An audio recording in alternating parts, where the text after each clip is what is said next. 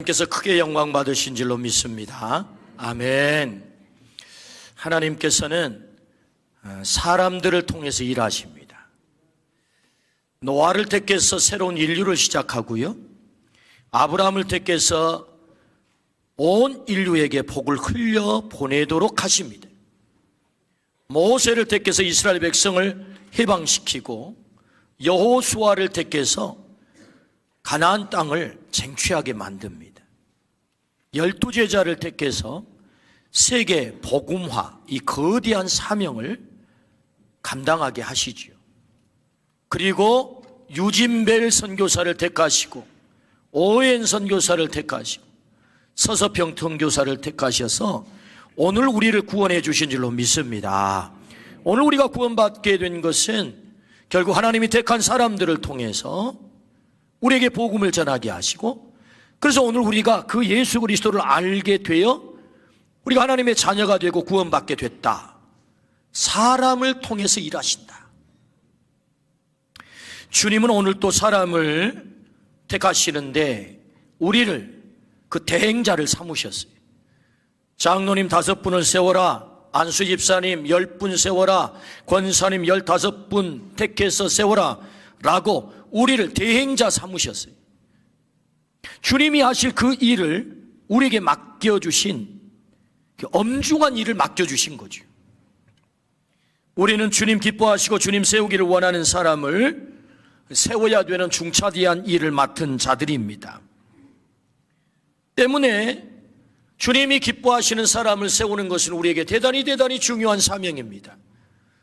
지난주에 우리에게 말씀하신 것처럼 성령이 충만하고 지혜가 충만하고 사람들에게 칭찬받는 사람, 그 사람 세워라 라고 주님이 말씀하셨지요. 그러므로 여러분, 주께서 우리에게 맡겨주신 이 거룩한 사람 세우는 일, 우리가 대행자가 되어서 주님의 마음을 시원하게 해드리기를 주의 이름으로 축원합니다. 아멘. 주님은 이 귀한 엄중한 일을 우리에게 맡기면서 주님께서 들려주시는 음성이 있습니다. 우리 주님이 성만찬을 제정하시고 나를 기념하라 라고 말씀하셨어요. 그러니까 성만찬을 제정하시고 나를 기념하라 라고 말씀하시면 내가 너희를 위해서 내 살을 찢기고 너희를 위하여 보혈의 피를 흘린 그 십자가의 현장으로 너희가 다시 돌아가야 되는 거야 라는 말씀이거든요. 그냥 여기에서 한 잔의 포도주를 받고 떡을 떼는 게 아니고 2000년 전 주님이 날 위해 십자가에서 찢기신 십자가 그 현장, 보혈의 피를 흘리신 그 현장, 그 현장으로 돌아가라는 거예요. 여러분, 세례를 베풉니다. 반복해서 계속해서 세례를 베풉니다. 세례 받는 사람만 이 앞에 나와서 행하는 사건이 아니고 온 교회 앞에 그 세례자를 세워서 세례를 받게 하시면 네가 어떻게 택함을 받았는지, 너의 죄가 어떻게 씻김을 받았는지, 네가 어떻게 구원을 받았는지 그 현장으로 와 우리를 초대하는 거예요. 그러므로 이 주님의 의도와 주님의 이 말씀을 통해서 보건대 오늘 우리가 일꾼을 세웁니다. 일꾼을 세우는 이 일은 예수님 당시부터 계속 되어져 오는 일인데, 여기 몇 명의 사람, 뽑힐 몇 명의 사람만의 일이 아니고 바로 너의 사건이야. 너의 사건. 오늘 여기에 안수 집사님으로, 권사님으로, 장로님으로, 또는 목사로, 혹은 집사로, 성도로 부름을 받은 사랑하는 우리의 가족들이 여기 앉아 계신다면, 네가 처음 부름 받을 때, 그 일의 선택을 받을 때 너 그 자리로 돌아가야 되는 거야. 그 초청을 하고 계신단 말이죠. 그래서 우리 주님께서는 오늘 일꾼을 택하면서 다시 그 현장 앞에 우리를 초대하는 겁니다. 우리를 세워주고 있는 것입니다. 내가 일꾼을 선택할 때 그 기준이 있었잖아.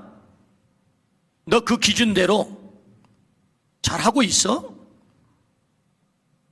주님이 그렇게 우리에게 묻고 있는 거예요. 지금 성령 충만하고 지혜가 충만한 그 사역을 너 하고 있니?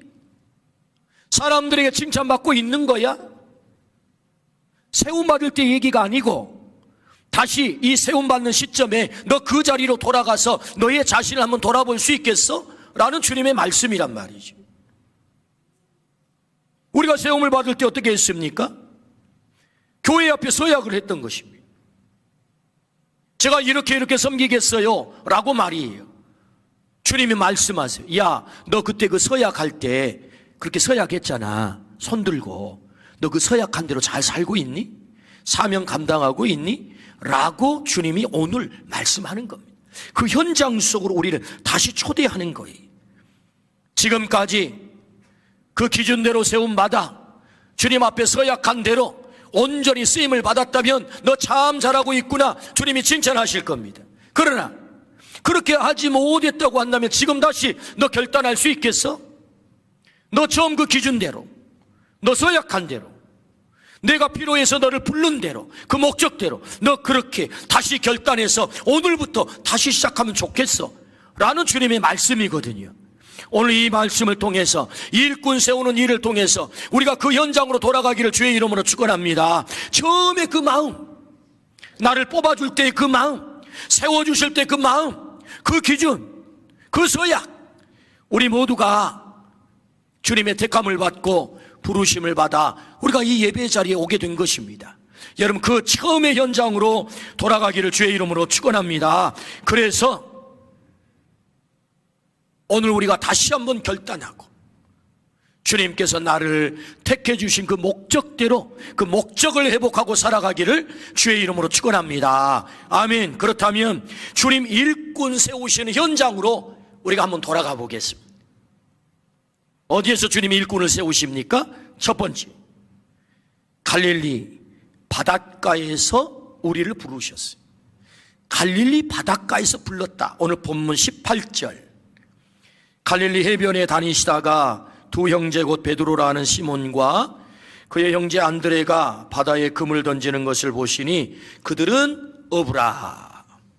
주님은 원대한 계획을 가지셨어요. 세계를 구원할 계획, 어마어마하죠. 그러려면 어떻게 해야 되겠습니까? 당대 가장 똑똑하고 힘있고 잘 나가는 영향력 있는 사람을 택해야 되지 않겠습니까? 그런 사람을 택하려면 어디로 가야 되겠습니까? 학문이 출중한 사람이 필요하다면 그리스의 아테네로 가야 될 것이고, 힘 있는 사람이 필요하다면 예루살렘으로 가야 될 것이고, 아니면 로마로 가야 될 것이고, 세계 역사를 쥐락펴락하는 사람이 필요하다면 로마의 시저를 택해야 될 것입니다. 근데 우리 주님은 로마로도 예루살렘으로도 가지 않아요. 어디로 갑니까? 갈릴리 바닷가로 가세요. 갈릴리 해변가. 여러분, 이 갈릴리가 어떤 곳입니까? 가나안 정복 후에 지파별 땅을 배분할 때 납달리, 스불론, 이사갈에게 이 갈릴리 땅을 분배를 했어요. 바벨론에게 점령당한 이후에는 사마리아 전 지역을 부를 때 갈릴리 지역이다 그렇게 불렀어요. 그러니까 사마리아 지역과 갈릴리 지역은 동급이에요. 사마리아 지역 하면 느낌이 별로 안 좋죠. 니네들은 피가 섞였잖아, 더러워졌잖아, 순수한 유대인의 혈통이 아니잖아 라고 멸시받는 땅이 어디예요? 사마리아 땅이라고요. 갈릴리라는 뜻은요, 지역이라는 뜻을 갖고 있어요. 또 다른 뜻이 있는데 이방인 지역이라는 뜻입니다. 그 이름의 뜻처럼 갈릴리 지역은 무시당하는 땅이에요. 변방이에요. 특히 유대인들은요, 갈릴리 하면은 멸시받는 그런 사람들이 사는 곳이라고 부르면서 갈릴리 놈 그러면 저 천것들 이렇게 부른 거예요. 특히 바리새인들, 갈릴리 놈들이야, 저 천것들 이렇게 부른 거예요. 근데 예수님은 하필이면 그곳으로 가셨다고요. 그 갈릴리, 천것들이 사는 곳, 그곳에 가서 사람을 선택하는 거예요. 제자를 선택했단 말입니다. 여러분, 예루살렘이 아니에요. 그리스가 아니라니까요. 로마가 아니에요. 어디입니까? 갈릴리 바다. 하필이면 그곳에서 제자들을 택하는 거예요. 때문에 오늘 이 말씀을 통해서 보면 우리 주님께서 제자를 선택하는 기준이 딱 하나예요. 그게 뭐죠? 은혜입니다. 은혜. 그들이 자격이 넘치기 때문에 선택받은 거 아니에요. 똑똑하기 때문에 선택받은 거 아니에요. 유능하기 때문에 선택받은 거 아닙니다. 과업을 성취할 만큼 이미 준비가 다 되어 있기 때문에 선택받은 게 아니라고요. 따지고 보면은 그들은 전혀 그런 자격이 안 된, 그런 능력이 없는, 부족하기 짝이 없는 천 것들이었어요. 천한 사람들이었어요. 그런데 주님은 그들을 택했단 말입니다. 그러니 은혜라는 말밖에 다른 말이 필요가 없는 거예요. 주님이 사람을 택한 기준이 뭐냐? 하나님의 은혜인 줄로 믿습니다. 아멘. 기억해야 됩니다. 갈릴리 바다다. 어떤 회사에서 유능한 신입사원을 뽑기 위해서 예수님의 12제자를 대상으로 면접을 본다면 어떤 결과가 나올지 분석해 보았다고 합니다. 12제자의 학력, 경력, 성경에 나오는 여러 태도들을 분석 데이터화한 결과예요. 들어보십시오. 베드로, 성격이 불같이 급하고 즉흥적이어서 일을 그르치고 큰 실수를 할 가능성이 높음. 안드레, 다른 사람 밑에 있던 자로서 여차하면 기업의 정보를 빼돌릴 가능성이 있음. 야고보, 혁명가적 기질이 있어서 회사로서는 채용하기가 좀 곤란한 위험한 존재. 요한, 성격과 행동이 느리고 불법 청탁을 하다가 걸린 적이 있는 요주의 인물. 빌립, 합리적이고 계산이 밝아 아무도 모르게 공금을 횡령할 가능성이 있음. 마태, 세리 출신이며 자신의 이익을 위해서라면 어떤 일이라도 할 이기적인 사람. 가나안 시몬, 정치적 우익 열심당원이어서 노조를 조직해서 파업을 주도할 선동성이 있는 사람. 도마, 매사에 너무 의심이 많고 부정적인 성격을 가짐. 나다네일, 성실하긴 하나 모험심과 도전정신이 약한 무사 안일주의자. 다데오, 출신이 불분명하고 인내심이 없어서 쉽게 포기하고 좌절함. 유다, 회사가 원하는 가장 이상적인 사원, 학식과 경험을 겸비한 인물이며 계산에 밝고 스마트하며 실업가의 감각과 사교성을 지니고 있음. 이게 12제자들의 평가예요. 가론 유다 외에는 다 부적격자들이라는 거예요. 적당한 인물들이 아니라는 것입니다. 그런데 예수님은 그런 자들을 택했다는 거예요. 그러니 여러분, 은혜라고 말할 수밖에 없는 거지요. 자격이 넘쳐서 선택받은 게 아니었단 말입니다. 출신이 훌륭해서 선택받은 게 아니었단 말입니다. 우리가 일꾼을 신중히 선택해야 되는 것은 100번을 강조해도 부족해요. 일꾼을 신중하게 선택. 너무너무 중요하죠. 성령이 충만하고 지혜가 충만하고 사람들에게 칭찬받는 사람. 성경이 제시한 이 기준대로 우리가 일꾼을 세워야 될 줄로 믿습니다. 여러분, 그렇게 세우기를 축복합니다. 그렇게 세워야 돼요. 왜? 일꾼은 교회를 세워가는 너무너무 중요한 존재들이기 때문에. 그 한 사람에 의해서 교회가 깨지기도 하고 공동체가 아픔이 오기도 하고 시험에 들기도 하고 문제가 복잡해지기 때문에 정말로 성령이 충만하고 지혜가 충만하고 사람들에게 칭찬받는 이 삼박자를 갖춘 그런 귀한 일꾼들이 세움받기를 주의 이름으로 축원합니다. 너무 중요하다. 너무 중요해. 그러나 여러분, 우리가 기억해야 할 것은 그럼에도 불구하고 우리가 택함 받음은 전적인 하나님의 은혜임을 잊지 마시기를 주의 이름으로 축원합니다. 이미 택함 받아 세움을 받았다면 교만하면 안 된다, 그 말입니다. 나는 성령 충만하기 때문에 지혜가 충만해서 사람들에게 칭찬받아서 나는 선택받아서 나 다 된 사람이거든. 만약에 그렇게 주장을 한다면 그는 자격이 없는 사람이지. 은혜로 선택을 받은 거지. 우리가 부족함에도 선택받았음을 잊지 않기를 주의 이름으로 축원합니다. 아멘. 제가 85년부터 전도사 생활을 해서 금년까지 보니까 38년째 교육자 생활을 하고 있습니다. 목회 생활. 그래서 지나온 교회가 여러 교회입니다. 그래서 어떤 얘기를 하면 우리 동네 얘기가 아니고 저쪽 동네 얘기구나, 그렇게 들으면 됩니다. 우리 동네 얘기는 소개를 못하지요. 저쪽 동네 얘기를 소개를 해보면은, 제가 교회 복도를 지나가고 있는데요, 문이 이렇게 열려 있었어요. 근데 그 안에서요, 그 방 안에서 제가 지나가는 줄 모르고 목소리 크신 분이 뭐 이러고 저러고 큰 소리로 얘기를 하는데 뭐라고 그러느냐면 그 섬놈들 뭐 별것 있겠어? 제가 들어버렸어요. 제가 섬놈이잖아요. 문이 열려있는 줄 모르고 제가 지나간 줄 모르고 그 안에서 이렇게 저렇게 대화하다가 그 섬놈들 별것 있겠어? 와, 그 얘기를 듣는 순간 제가 여러분 소화가 안 됐어요. 감당이 안 되는 거예요. 아니 말이야, 목사를 무시해도 유분수지 섬놈들 별것 있겠어? 얼마나 막 속에서 불불 끓어오르는지. 그래서 제가 하나님 앞에 가서 엎어졌어요. 하나님, 이럴 수 있습니까? 아니 목사를 데려다 놓고 뭐 이렇게 무시를 하고 어떻게 내가 여기서 사역을 한단 말입니까? 막 하나님께 따지면서 기도를 했단 말입니다. 저런 인간들을 어떻게. 주님께서 저에게 마음속에 음성을 들려주셨어요. 제가 여러분 기도할 때는요, 어떻게 기도한 줄 아세요? 그러면 하나님 뭐 육지 것은 별것 있겠습니까? 아니 섬놈이 대통령 했단 말입니다. 하나님. 그러잖아요. 섬놈이 대통령 했잖아요. 놈자 붙여서 좀 그렇긴 하지. 하이도 섬에서 대통령이 나왔잖아요. 거제도 섬에서 대통령 나왔잖아요. 남의 동네 얘기지만 아멘 합시다. 그러면서 하나님 막 육지 것들은 별것 있습니다. 그런데요, 하나님께서 제 마음에 음성이 들려왔어요. 원웅아, 네, 너 섬놈 맞잖아. 네, 맞습니다. 확인 사살을 하는 거예요. 그런데 너의 부족함도 알고 너의 못난 것도 알고 너 자격 없는 것도 아는데 내가 널 택해서 너 목사 삼았잖아. 이렇게 귀한 교회에 설교하게 했잖아.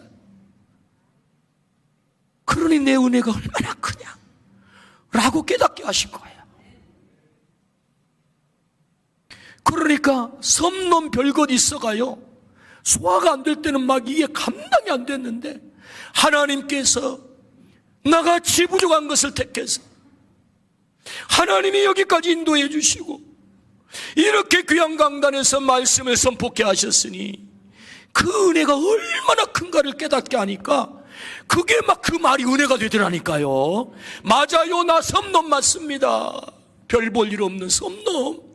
그런데 하나님이 날 선택해서 이렇게 귀한 일을 감당케 하셨으니 하나님의 은혜가 크지요. 할렐루야. 고백했습니다. 제가 금산에 가면은요, 여기 김제 금산에 가면 기억자교회가 있습니다. 여러분 이 교회를 꼭 한번 가보셔야 합니다. 그 영성을 배우셔야 합니다. 그냥 구경만 하고 오지 말고 그 영성을 배워야 돼요. 어떤 영성을 배워야 되느냐?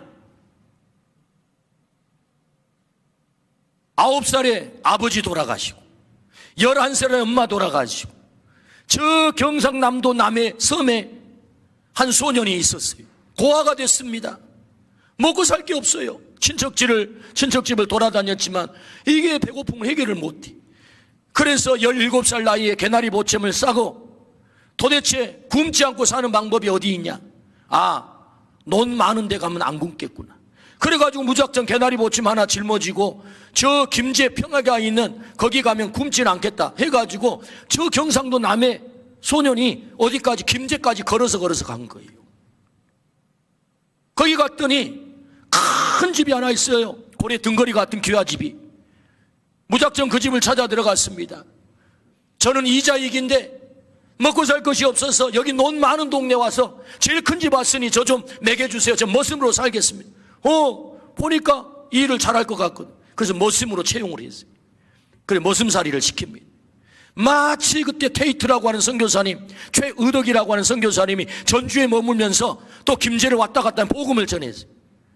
근데 그 고래 등거리 같은 집에서 사는 조덕삼이 그 최의덕 선교사님, 테이트 선교사님에게 복음을 듣고 그 아들과 더불어 복음을 영접했는데, 그래가지고 저기 전주에서 무슨 교회에 가지고 사경회를 하니까 이 마부 이자익을 데리고 자기는 말 타고 그래 거기 사경회를 참석하면서 너도 들어라 해가지고 이 머슴 이자익도 같이 성경을 듣게 됐어요.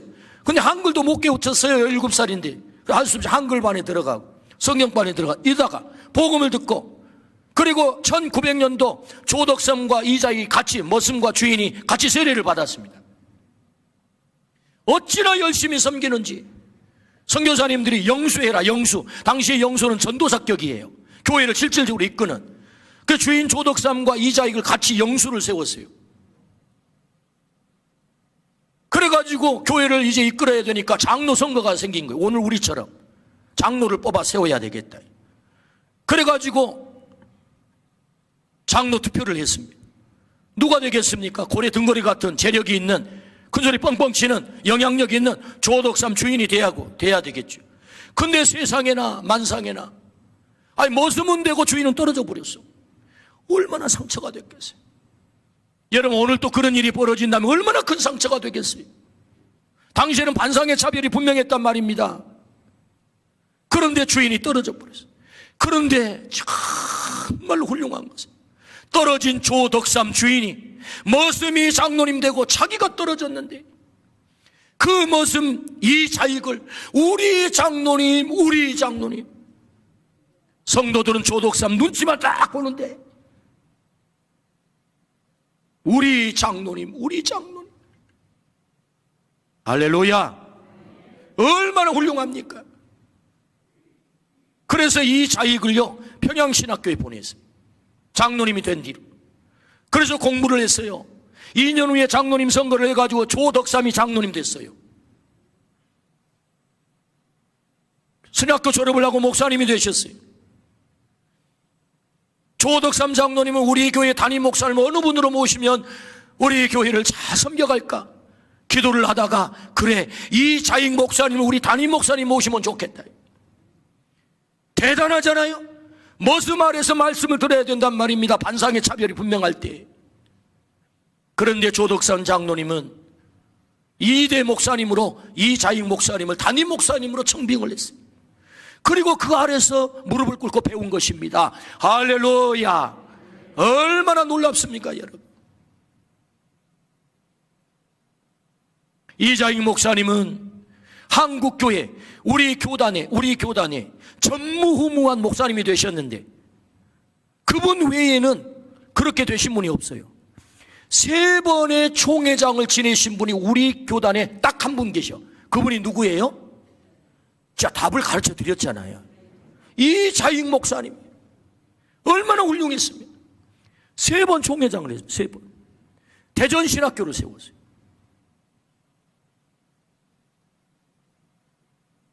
어디서 택함 받았다고요?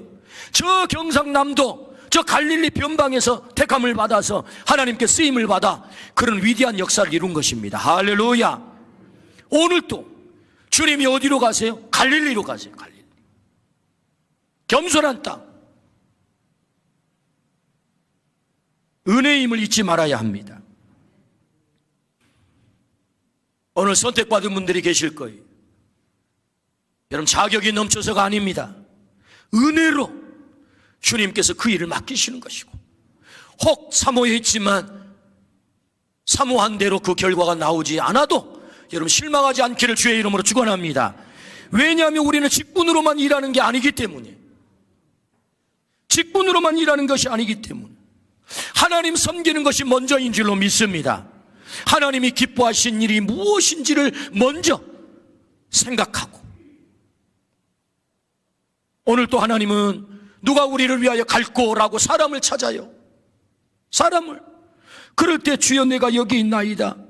예배에 헌신하고, 기도에 헌신하고, 예수님 이름 드러내는 데 헌신하고, 복음 전하는 데 헌신하고, 예수님의 인격으로 살아가는 데 헌신하면 하나님이 다 우리를 사용할 줄로 믿습니다. 그게 먼저다. 그게 먼저. 여러분, 그렇게 쓰임받기를 주의 이름으로 축원합니다. 어디서 선택해요? 갈릴리 바닷가에서 선택해요. 이것이 첫 번째 우리에게 주신 메시지입니다. 이미 세움받은 분들도 그렇구나, 나를 갈릴리 바닷가에서 택해 주셨구나. 우리 아멘 하십시다. 아멘. 그래서 저는 교만할 수가 없어요. 혹 여러분 볼 때 김원웅 목사가 좀 교만해, 만약에 그렇게 생각이 들거들랑 제 목을 그냥 때려주세요. 목을. 당신 목이 뻣뻣해. 물론 제가 기분은 좀 나쁠 거예요. 그래도 제가 소화를 할 것입니다. 아멘. 은혜로 택함 받아서 이 귀중한 직분을 감당하는 거지. 우리 누가 자격이 넘쳐서 감당합니까? 두 번째, 주님은 왜 사람을 그러면 세웁니까? 사람을 세운 목적이 뭐예요? 왜 택한 것입니까? 사람 낚는 업으로 만들겠다. 할렐루야. 19절 말씀 같이 한번 읽어보십시다. 말씀하시되 나를 따라오라. 내가 너희를 사람을 낚는 어부가 되게 하리라 하시니. 할렐루야. 목적은 하나입니다. 사람 낚는 어부 만들겠다는 거지요. 주님이 이렇게 말씀하지 않았습니다. 나를 따라오너라 팔로미, 내가 좋은 일터를 줄게, 유명하게 만들어줄게, 막강한 권력을 줘서 세상 떵떵거리고 살게 할게, 잘 먹고 잘 살게 해줄게 라고 주님이 말씀하지 않았어요. 날 따라오너라. 내가 사람을 낚는 어부가 되게 하리라. 할렐루야. 영혼 건지는 것이 목적이라는 것입니다. 생명 살리는 것이 목적이라는 거예요. 우리가 부름을 받고 택함을 받는 목적은 딱 하나, 생명 살리기 위해서 오늘 우리가 부름 받은 줄로 믿습니다. 잊지 말아야 합니다. 주님의 관심은 생명 구원에 있습니다. 12,120 비전. 왜 우리 교회에 주님은 이 비전을 주셨을까요? 광주 땅의 100만 영혼이 아직도 불신 영혼입니다. 150만 가운데 100만 영혼, 1%가 1만 명이에요. 그래서 방림교회가 이 땅에 58년 전에 세워졌다면 1만 명의 영혼 1%를 너희가 책임져야 되는 것 아니야? 우리 아멘 하시기를 축복합니다. 교회가 크기 때문에 전도 안 하고 교회가 작기 때문에 전도해야 되고 그런 거 아닙니다. 교회가 크거나 작거나 사람이 있거나 없거나 우리의 사명은 무엇입니까? 사람 낚는 어부, 영혼 살리는 교회, 생명 살리는 교회인 줄로 믿습니다. 그걸 위해서 우리를 택하고 불렀다. 이 목적을 잊지 말아야 돼요. 그래서 우리 주님은 마가복음 1장 38절 말씀에 이르시되 우리가 가까운 마을들로 가자. 거기서도 전도하리니 내가 이를 위하여 왔노라. 주님이 왜 오셨다고요? 전도하러 왔대요. 전도하러. 주님의 목적대로 우리의 목적이 같아야 될 줄로 믿습니다. 그것이 신앙생활을 잘하는 거죠. 주님이 전도하러 왔대요. 그럼 우리도 뭐 해야 됩니까? 전도해야지. 영혼 건져야죠. 주님은 이 땅을 떠나면서 우리에게 위대한 그레이트 커미션을 맡기셨어요. 위대한 위탁. 그게 뭡니까? 너희는 가서 모든 민족으로 제자를 삼아 아버지와 아들과 성령의 이름으로 세례를 베풀고, 세례를 베풀라는 말은 영혼 구원하라는 말이죠. 그래서 영혼 구원에서 제자를 만들라는 것입니다. 여기 제자의 삶, 여기 있잖아요. 제자의 삶. 제자의 삶의 내용이 뭡니까? 증인의 삶. 오직 성령이 너희에게 임하시면 너희가 권능을 받고 예루살렘과 온 유다와 사마리아와 땅까지는 내 증인이 되리라.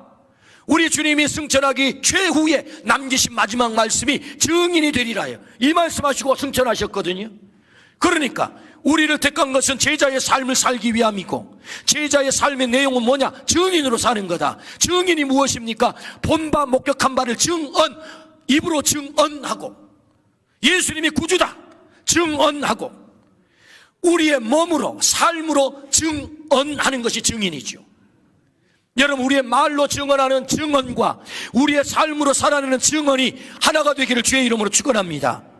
왜 세상으로부터 교회가 존경을 못 받습니까? 말은 예수를 말하는데 삶은 예수가 아니에요. 표리부동하다고요. 괴리가 있다고요. 예수님을 입으로는 말하는데 삶은 예수님이 전혀 없어요. 자기로 충만해요. 본능으로 충만해요. 세상 사람과 똑같아요. 그러니까 존경하지 않는 거죠. 증인이 된다는 것은 입으로 증언하고 삶으로 증언해야 될 줄로 믿습니다. 여러분, 그 길을 걷기를 주의 이름으로 축원합니다. 우리를 그러기 위해서 어부 되게 하리라 해서 우리를 불러주신 거죠. 부르신 목적, 택한 목적이란 말이지요. 사람 낚는 어부는 영혼 건지는 사람인 줄로 믿습니다. 생명 살리는 사람인 줄로 믿습니다. 오늘 또 우리를 택한 목적, 그것이 무엇입니까? 너 영혼 건져야 되겠다라고 우리를 택하는 거지요. 그래서 주님은 우리를 제자로 택하는 것입니다. 여러분, 제자가 되기를 주의 이름으로 축원합니다. 어떻게 제자가 될 수 있습니까? 예수님을 배우고, 예수님을 따르고, 예수님을 닮고, 예수님의 사상과 가치관으로 무장하고, 예수님의 사명에 목숨을 거는 자, 할렐루야. 그래서 제자가 되는 거죠. 그래서 3년씩 데리고 다니면서 우리 예수님은 동거동락하면서 제자를 만드는 것 아니겠습니까? 예수님을 열심히 배워야 된다.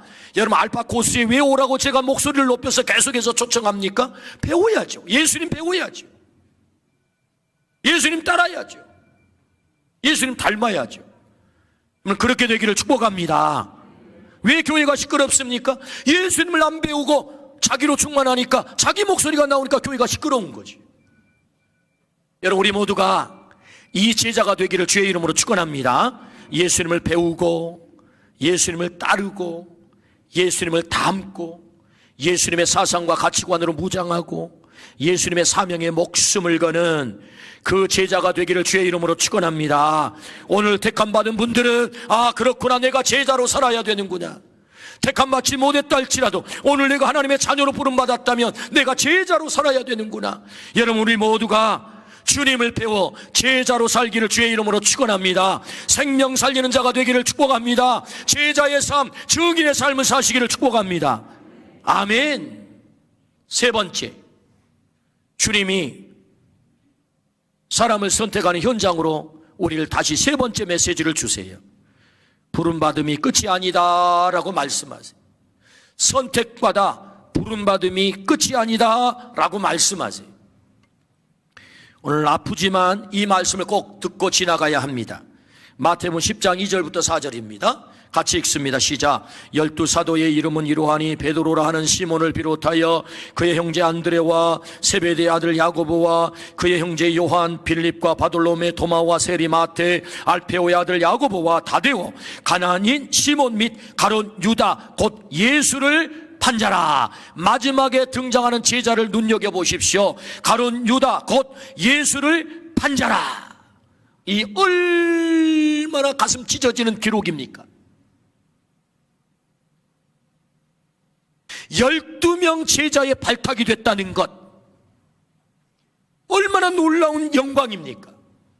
아무나 택함 받습니까? 아무나 12명 제자가 됩니까? 대단히 놀라운 사건이에요. 그런데 여러분, 저는 너무 궁금한 게 있습니다. 진짜 궁금합니다. 그 위대한 스승, 최고의 스승, 최고의 능력, 예수님께서 120명도 아니고 1200명도 아닙니다. 여러분, 고작 12명 제자, 그 가운데 한 명 변화를 못 시켰어요. 12명 가운데 한 명 제자를 변화시키지 못했어요. 그래서 그 제자 때문에 배신을 당해서 십자가에 달려 돌아가십니다. 저는 참으로 궁금합니다. 3년씩 데리고 다니면서 어떻게 이 한 명을 변화시키지 못했을까? 도대체 주님이 이게 뭡니까?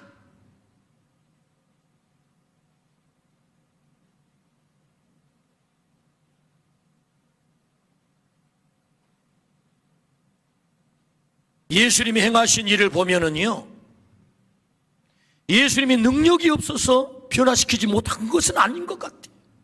왜? 야이로의 딸을 달리다 구음하니까 벌떡 일어나잖아요. 죽은 사람이 상여를 향하여서 청년아 일어나라 하니까 청년이 벌떡 일어났어요. 나사로를 향하여 나사로 나오느라 무덤을 박차고 죽은 자가 살아났단 말입니다. 이렇게 능력이 많으신 주님이 살아있는 제자 하나 3년씩 데리고 다니면서 변화를 못 시켜요? 주님이 능력이 부족한 건가요? 저는 그렇게 보이지 않습니다. 그래서 저는 진짜 궁금해가지고, 여러분 궁금 안 하세요? 어떠세요? 어떻게 임마누엘 찬양대 안 궁금합니까? 궁금하죠? 진짜 궁금해요. 그래서 저는 너무너무 궁금해가지고 성경을 연구하고 말씀을 보면서 기도하면서, 물론 아직도 부족함이 많아 다 깨닫지는 못했지만 주님께서 저에게 깨달아 준 것 두 가지가 있어요. 깨닫게 한 것 두 가지. 그 첫 번째, 샘플이다 요거예요. 샘플, 모델. 12명 가운데 한 명을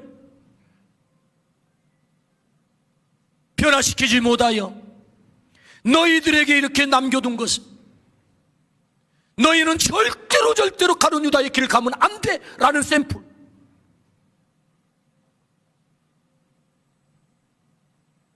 부름받은 것이 다가 아니야. 택함받은 것이 다가 아니야. 그 직분 얻었다고 다가 아니야. 절대로 그 길 가면 안 된다. 샘플. 얼마나 가슴 아픈 얘기입니까? 내 살을 찢고 내 뼈를 꺾는 그런 아픔이지만 내 제자가 나를 배신하고 자기 갈 길로 가버린 이런 제자를 12명 가운데 한 명으로 남겨놓으며, 내가 너희에게 들려주고 싶은 메시지가 뭔 줄 알아? 너 절대로 그 길 가면 안 된다. 두 번째 깨닫게 한 것은요, 예수님은 강제하지 않습니다. 예수님은 강제하지 않아요. 만약에 아담이 선악과 먹는 것을 하나님이 예측하고 만약에 타락하지 못하겠다면 로봇으로 만들어야 되겠죠. 아니면 손목을 꺾어버리든지 입을 꽉 그냥 자크로 잠가버리든지. 강제하지 않습니다. 그냥 하는 대로 내버려 두는 거예요. 하나님이 능력이 없어서입니까? 잘 기억하십시오. 대단히 심각한 말씀입니다. 여러분, 예수님은 우리를 강제하지 않는다. 우리를 변화시킬 수 있는 능력이 없어서가 아닙니다. 강제로 우리를 변화시키지 않아요. 청유하고 나를 따를래? 팔로우미. 따르면 제자가 되지만 안 따르면 제자가 안 되는 거예요. 여러분 기억하세요.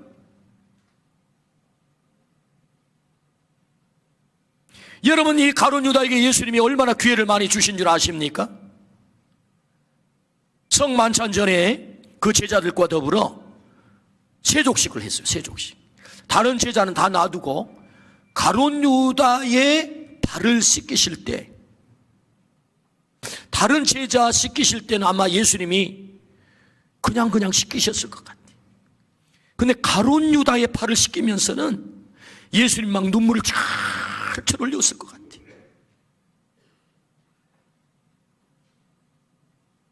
유다야, 내가 너를 발을 씻어. 너 네 길로 가면 안 돼. 돌아와야 돼. 그 마음말이. 성만찬을 할 때 옆에 제자가 누가 배신합니까? 그러다 예수님께서 떡덩이를 들어서 가룟 유다에게 줍니다. 이놈이야, 고발하면서 주는 게 아닙니다. 여러분, 그 떡을 받는 가룟 유다가, 유다야, 너 돌아와야 돼. 네 길로 가면 안 돼. 너 돌아와야 돼. 기회를 주는 거예요. 여러분, 결정적인 순간이 어디입니까? 예수님께서 겟세마네 동산에 올라가 열심히 땀방울이 빗방울이 되도록 기도합니다. 그때 여러분, 가룟 유다가 예수님 잡겠다고 군인들을 데리고 몽치와 칼을 들고 옵니다. 그리고 예수님께 와서 어떻게 합니까? 예수님 하고 입을 맞추려고 한다고요. 여러분, 전라도식 표현을 하면 귀싸대기를 돌려야 되는 거예요. 아니, 어떻게 그런 놈에게 입을 맞추어 준단 말입니까? 네가 감히, 네 속이 시커먼 놈이 어떻게 감히 나에게 입을 맞춘단 말이야. 그런데 예수님 어떻게 하지요? 입을 맞춰주셨다고요. 뭡니까? 유다야, 나는 이 순간까지도 네가 돌아오기를 원해. 왜 네 길을 가니? 너 그 길 가면 안 돼. 너 그 길 가면 죽는다. 너 망하는 거야. 강제하지 않으시고 계속해서 기회를 주시는, 돌아오기를 원하시는 이 주님의 마음을 여러분 보십니까? 그러므로 우리 주님께서 왜 가룟 유다를 변화시키지 못했을까? 변화시키지 못한 게 아니에요. 샘플을 우리에게 두신 거지. 우리는 가변적인 존재입니다. 어제까지 내가 하나님을 철석같이 예수님을 그렇게 잘 믿는다고 고백했다가도 오늘 변할 수 있는 존재가 우리란 말입니다. 어제까지만 해도 열심히 충성을 다했다가 오늘 배신할 수 있는 존재가 누구예요? 우리라는 것입니다. 때문에 마지막까지 우리의 표대 되시는 주님을 붙잡고 끝까지 몸부림을 쳐야 될 줄로 믿습니다. 어제 내가 선택을 받았고 어제 불을 받았으니까 나는 탄탄하게 갈 거야. 천만의 말씀. 너 가룟 유다의 길을 가지 않기 위해서는 표대된 나를 향하여서 끝까지 몸부림을 치며 와야 되는 거야. 할렐루야. 그래서 여러분 이 놀라운 비밀을 깨달았던 가룟 유다가 어떻게 고백하는 것입니까? 고린도전서 9장 27절 말씀, 내가 내 몸을 쳐 복종하게 함은 내가 남에게 전파한 후에 자신이 도리어 버림을 당할까 두려워함이로다. 바울 사도는 깨달았다고요. 내가 열심히 복음을 전하지만 전하고 나서 나도 버림받을 수 있어. 주님을 놓쳐버린다면, 내 영광을 위해서 산다면, 내 길을 고집하고 간다면, 주님의 길이 아닌 내 길을 고집하고 간다면 나 버림받을 수 있어. 전판 후에 자신이 도리어 버림을 당할까 두려워함이로다. 바울 사도는 이걸 깨닫고 이런 말씀을 남겼던 것입니다. 그러므로 여러분, 오늘 우리가 우리의 표대 되신 주님을 끝까지 놓치지 않기를 주의 이름으로 축원합니다. 그분만을 붙잡기를 주의 이름으로 축원합니다. 끝까지 몸부림치기를 주의 이름으로 축원합니다. 그래서 가슴 아프게도 12제자 가운데 가룟 유다를 두어서 우리에게 말씀하는 것입니다. 뭘 말씀합니까? 부름받은 것이 끝이 아니야. 택함받은 것이 끝이 아니야. 너 택함받았다면 지금부터 더 충성하라고 시작하는 거야. 이미 직분을 받으신 분들이 계십니까? 오늘부터 다시 시작하십시오. 오늘 택함받은 분들이 계실 것입니다. 오늘부터 다시 시작하십시오. 어제까지 내 길 고집하고 내 길 걸어왔다면 오늘부터 주님 붙잡고, 주님, 제가 주님의 길을 걷겠어요. 표대 되시는 주님만을 붙잡고 몸부림을 치겠어요. 그래서 주님이 불러주신 대로 제가 쓰임 받겠습니다. 이 결단이 있기를 주의 이름으로 축원합니다. 아멘. 하필이면 갈릴리입니까? 은혜로 우리를 선택했다는 것입니다. 무엇을 위해서? 영혼 구원을 위해서, 생명 살리기 위해서. 부름받은 것이 끝이 아니다. 주님 말씀하세요. 우리 주님을 끝까지 붙잡고 주님 따르는 길에 끝까지 성공하기를 주의 이름으로 축원합니다. 아멘.